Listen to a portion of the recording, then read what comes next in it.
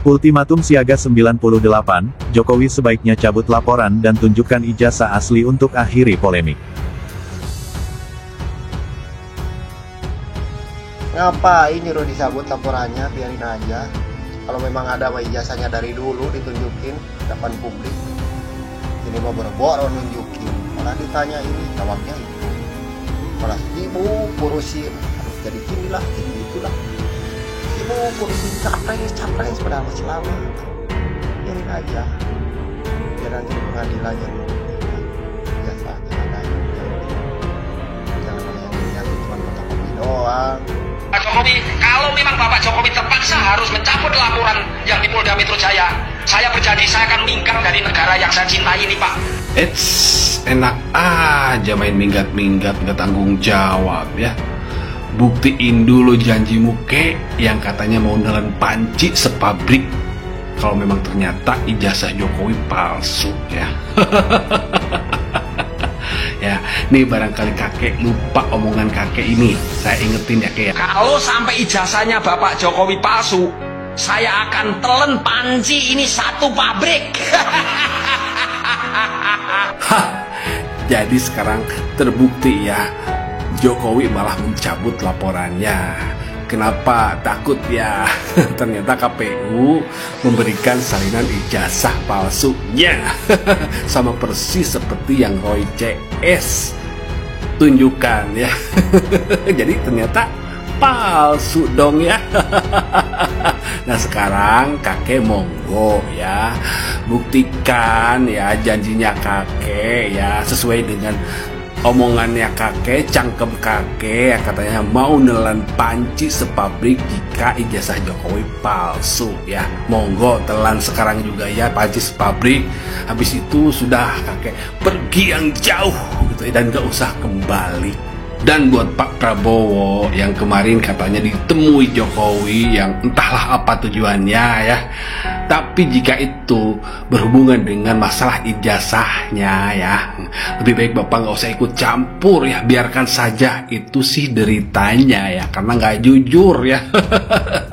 Bapak urusin aja masalah yang lebih penting ya. Masih banyak masalah yang lebih penting ketimbang ngurusin ijazahnya Mulyono. Berarti Jokowi ini sarjana S1, sarjana muda, atau apa jadinya? Ya S1, lulus S1. S1? Iya, dari Fakultas Kehutanan? Dari Fakultas Kehutanan. Dengan titel Dokter Andes atau insinyur? Insinyur. Ya. Baik. Pak Kunchoro, karena tadi Bapak yakin bahwa Joko Widodo adalah pemegang ijazah asli S1 dari Fakultas Kehutanan UGM, tetapi keyakinan Bapak itu tidak didukung dengan penglihatan langsung ya? Artinya Bapak tidak pernah melihat langsung, tidak pernah diperlihatkan tentang fisik ijazah itu? Saya percaya Mas Reza juga lulusan UGM. Saya juga tidak pernah meminta Mas Reza menunjukkan ijazah kepada saya. Dan saya percaya pada Mas Reza. Saya lihat dari orang-orang yang berkompeten di dalam hal ini yang meluluskan, yaitu Universitas Gadjah Mada, Fakultas Psikologi tempat Mas Reza juga kerja. Dari situ apalagi ada teman-teman yang menyatakan bagi saya cukup, tidak harus menunjukkan fisiknya. Dan berarti ini, apa yang Pak Kun bisa katakan ketika ada 3 orang yang tanda petik mengharuskan pihak UGM untuk memperlihatkan ijazah Joko Widodo? Saya berbicara sesungguhnya tentang Mas Roy, Bang Risman, dan Dr. Tifa. Sekarang kenapa harus ijazah itu ditunjukkan?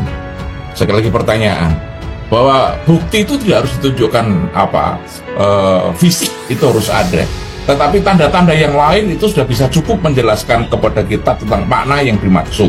Saya Ova Emilia, Rektor Universitas Gadjah Mada.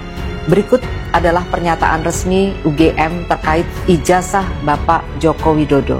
1. UGM mengikuti dengan baik perkembangan di masyarakat terkait adanya pihak yang mempertanyakan keaslian ijazah seorang alumni UGM yang bernama Joko Widodo. 2. Secara umum, UGM menghormati hak warga negara untuk mempertanyakan isu apapun dan untuk mencari jawaban atas pertanyaan tersebut. 3. UGM sudah menyatakan beberapa kali secara tegas bahwa Joko Widodo adalah alumni Universitas Gadjah Mada. 4. UGM memiliki dokumen otentik terkait keseluruhan proses pendidikan Joko Widodo di UGM. Dokumen ini meliputi tahap penerimaan yang bersangkutan di UGM, proses kuliah selama menempuh sarjana muda, pendidikan sarjana, KKN, hingga wisuda. Informasi yang lebih rinci telah dirilis dalam bentuk podcast di sini. 5. Joko Widodo dinyatakan lulus dari UGM pada tanggal 5 November 1985. Jadi ini anehnya, pada hari ini kemarin ya, tepatnya 24 Agustus 2025, Profesor Rektor UGM Ova Emilia itu menyatakan bahwa Joko Widodo itu mengikuti pendidikan program Sarjana Muda. Walaupun dia ingin mengesankan lulus sarjana juga. Ya, jadi kan? program Sarjana Muda, sarjana, lalu kemudian lulus sarjana di 5 November 1985. Nah, itulah ini yang menjelaskan kemudian ada 2 transkrip yang kemudian tidak koheren ya. 122 SKS dengan 88 SKS. Itu tidak koheren dan kuat dugaan kita, dan sudah kita lakukan investigasi juga, penelitian juga bahwa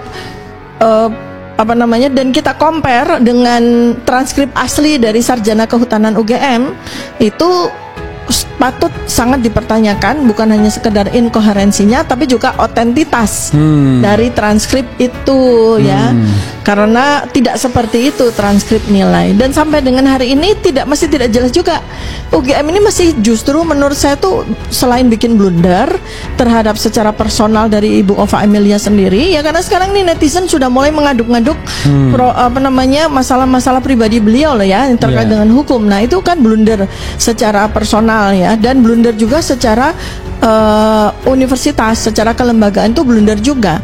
Untuk apa Bu Ova ya menjadi tameng bagi Joko Widodo? UGM dengan merusak reputasi universitas yang salah tertua gitu. Dengan merusak reputasi UGM, universitas kita tercinta, alma mater kita tercinta, hanya untuk menjadi tameng dari seseorang yang dia pada pendidikan gitu loh. Maka ini ada, supaya ada keseimbangan, entah ini nanti ditarik kepada jaksa juga bisa ngelihat ataupun masing-masing, karena ini polisi merasa ini adalah ranah saya. Ini adalah otonom satu-satunya dalam tanda petik kewenangan besar yang dimiliki oleh teman-teman kepolisian.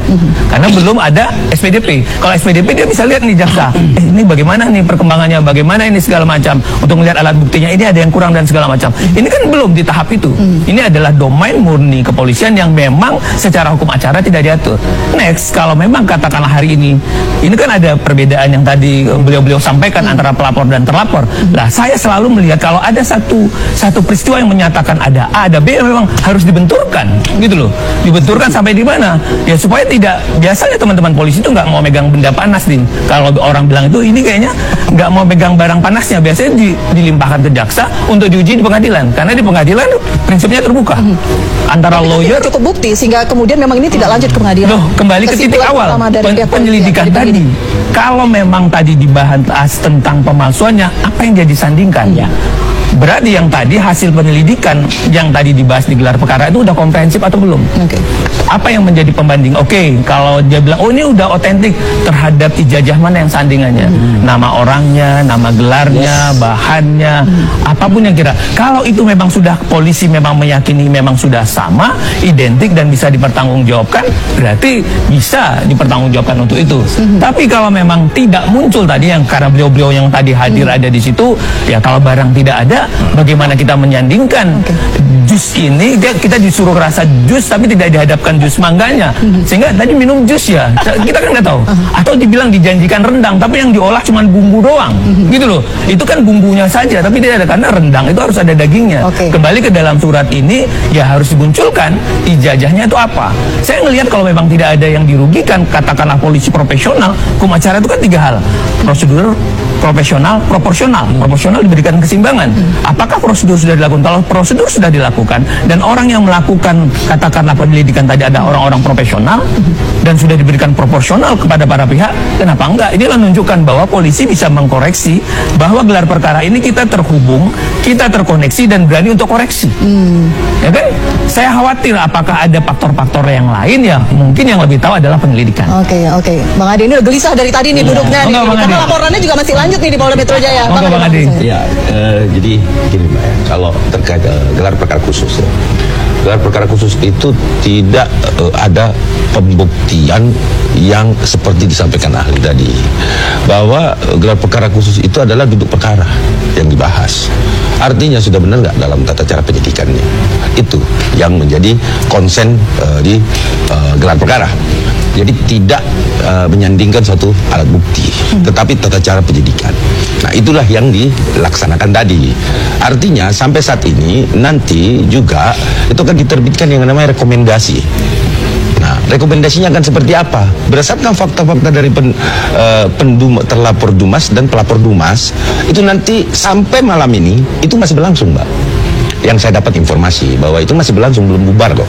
Masih tetap pendalaman dilakukan oleh antara penyidik yang memeriksa katakanlah 60 saksi yang ada di Solo kemarin, itu akan diperiksa terus. Sudah benar nggak penghentiannya seperti apa? Apakah masih ada yang perlu didalami? Seperti itu. Itu gelar perkara. Kakak, saya mau potong dulu beliau ini supaya tidak. Kalau menurut Perkap nomor 6 2019 di pasal 45 dan peraturan Kabar Reskrim yang tadi disampaikan nomor 1 tahun 2022, apa sih sebenarnya ruang lingkup penyelidikan? Pasal 6 dinyatakan itu terdiri dari pengolahan TKP, kedua pengamatan, kedua wawancara, kalau ada pembuntutan, penyamaran, tracking pacakan, penelitian dan analisa dokumen. Ini tadi di forum itu dilakukan tidak? Ya, itu ya, sorry ya, saya ini baca gini. Ini adalah aturan polisi untuk menyatakan fase penyelidikan itu apa. Iya. Saya lagi-lagi baca ya, Bang. Sebagai seorang dosen, saya hanya menyampaikan ya. Beda memang dosisnya kalau di pasal 10 tentang kegiatan penyidikan, Bang. Gitu ya. Jadi gini, saya juga tidak membantah apa yang dikatakan Ali itu benar. Tetapi dalam proses itu yang dilakukan pendalaman itu yang saya katakan tadi masih dalam gelar perkara saat ini, penyidik itu mendalami itu. Bukti-bukti yang disampaikan ahli bahwa apa betul sudah periksa secara pembandingnya, ya itu sudah diperiksa kualitas tintanya sama atau tidak, kualitas kertasnya juga apakah sudah diperiksa. Itu dilakukan dengan internal mereka nih, antara Biro Wasidik yang sampai saat ini masih gelar perkara dengan penyidik. Itu dilakukan itu. Nah, kalau itu melalui kepolisian tadi sudah dijelaskan, itu adalah tiba-tiba diumumkan itu adalah otentik, itu artinya asli gitu ya. Sesungguhnya kepolisian cukup aja menyatakan bahwa hasil yang disebut sebagai lab itu kan ujung terakhirnya kesimpulannya identik dan non identik. Kalau itu identik dengan siapa, dengan apa, dengan aslinya atau dengan yang mana gitu. Kalau dibandingkan dengan ijazah yang lain itu identik dan seterusnya, apakah caranya seperti itu? Untuk mengukur identik. Kalau sudah identik berarti dia asli, kalau sudah asli berarti tidak ada kepalsuan ya. Yang tadi sudah benar kalau dijelaskan ya, identik itu parameternya apa sebelahnya itu ya. Kalau dengan yang lain itu identik sama. Tapi kalau yang satu itu kuliah, yang satu tidak kuliah misalnya, ijazahnya identik. Nah, ini belum menjawab tadi yang disebut sebagai asli atau tidak asli. Nah, saya ingin menyampaikan pendapat saya lebih dahulu. Kalau kita ingin mengukur ijazah asli atau tidak asli, tanyanya kepada UGM sebagai penerbit ijazah, dalam hal ini adalah Fakultas Kedokteran UGM. Ya, Fakultas Kehutanan UGM, khususnya adalah jurusan teknologi perkayuan. Itu aja. Jadi kalau misalnya itu setelah dia memberi penjelasan kita tidak percaya, maka diadukan kembali dekannya itu kepada namanya Senat Fakultas.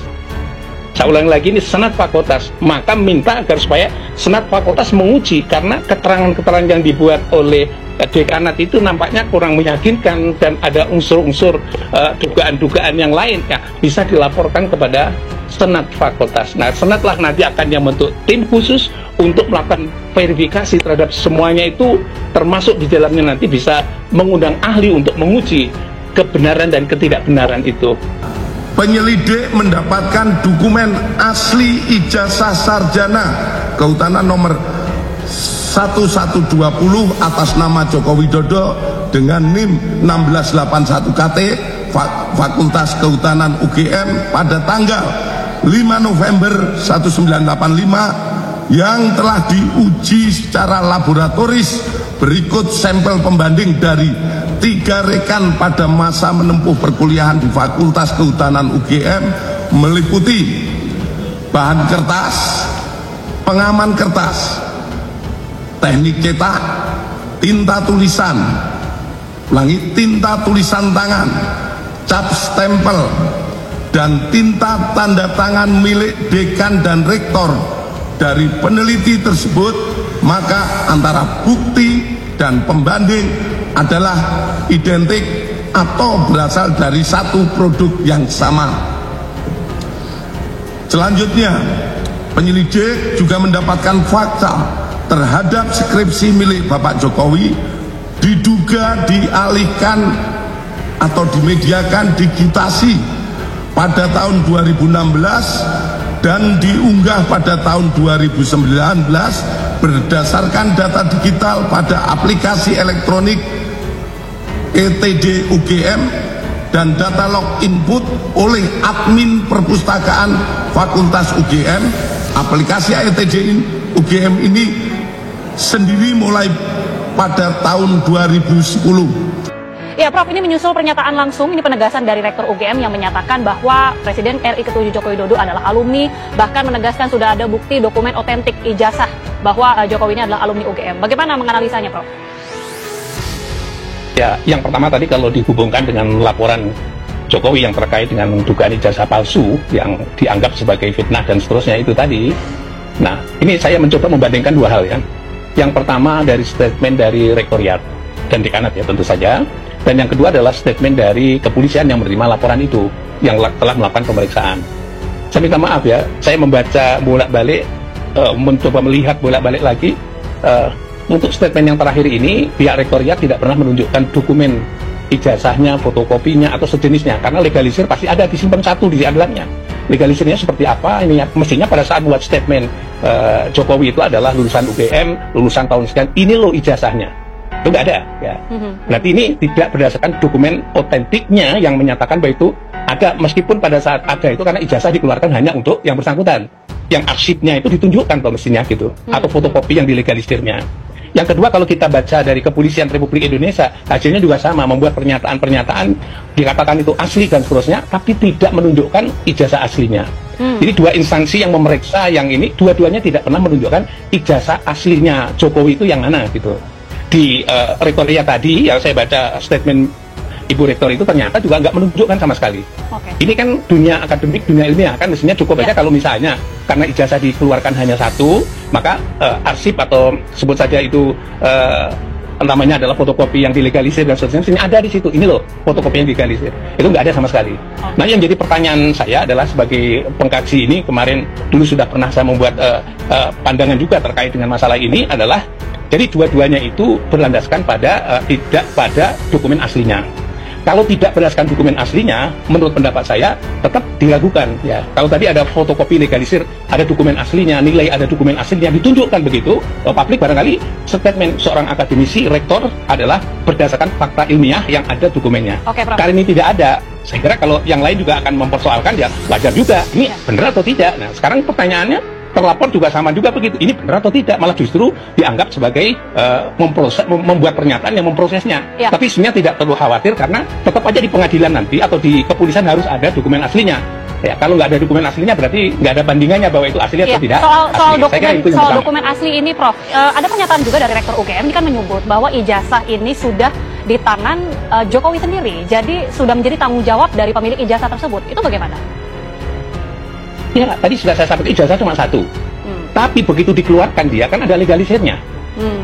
Nah, dokumen legalisir itu pasti ada. Dunia akademik universitas pasti akan menyimpan. Kalau hari ini ya dokumen elektronik tentu saja sudah dimasukkan secara sistematik begitu. Mestinya harus ada. Ya, karena ini menjadi polemik nasional dalam konteks karena Jokowi adalah menjabat sebagai presiden gitu. Jadi tidak boleh, kalau tadi dikatakan bahwa seolah-olah dia, oh ini rahasia pribadi. Bukan masuk rahasia pribadi atau dokumen privat yang tidak boleh publikasi. Kalau seorang itu sudah menjabat publik, maka dokumen publiknya tetap itu menjadi milik publik. Artinya publik berhak untuk tahu dan mengetahui dokumen aslinya itu seperti apa, begitu. Saya rasa hanya di Indonesia ijazah seorang presiden itu dipermasalahkan, dan ini sudah berjalan berbulan-bulan bahkan setahun lebih. Saya sendiri tidak tahu agenda apa, drama apa yang tengah dipertontonkan di balik drama ijazah ini. pasti di belakang itu ada agenda-agenda yang ada di balik cerita di permukaan. Padahal masalah ijazah itu kan hal yang sepele. Tunjukkan dengan bangga dan sukarela, silahkan diuji di lab sehingga selesai masalahnya. Tapi nyatanya itu tidak atau belum dilakukan. Yang menjadi pertanyaan saya adalah, kalau masalah yang mestinya sepele saja membutuhkan waktu lama, bagaimana kita akan menuntut penyelesaian korupsi yang jumlahnya triliunan, melibatkan banyak aktor, institusi dengan modus money laundering, sekian banyak institusi dan orang di dalam maupun di luar negeri juga terlibat. Jadi mestinya penyelesaian berbagai penyimpangan hukum termasuk korupsi itu hendaknya dilakukan dengan segera.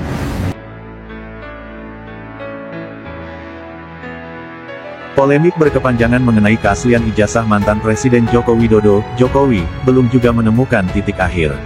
Isu yang terus bergulir sejak beberapa tahun terakhir ini bukan hanya memicu perdebatan tajam di ruang publik, tetapi juga menciptakan polarisasi sosial yang tak kunjung reda.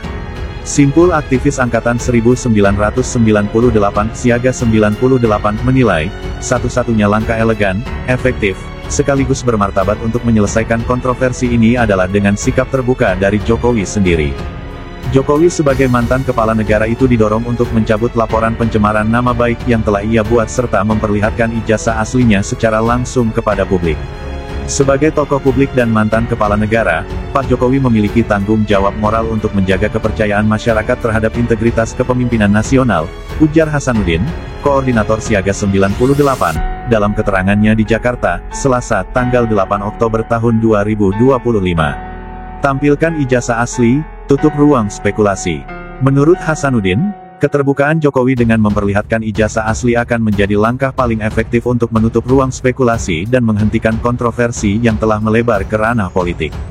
Publik berhak mendapat klarifikasi langsung dari sumbernya. Dengan memperlihatkan ijazah asli, polemik ini selesai, dan energi bangsa bisa kembali difokuskan pada isu-isu kebangsaan yang jauh lebih penting, tegasnya. Hasanuddin menilai, langkah itu justru jauh lebih konstruktif dibandingkan melanjutkan proses hukum yang dapat memperkeruh suasana dan memperlebar jurang perbedaan di masyarakat. Perlu ditegaskan, tidak ada persoalan hukum dalam masalah ijazah ini selain laporan yang dibuat oleh Joko Widodo sendiri, tegasnya.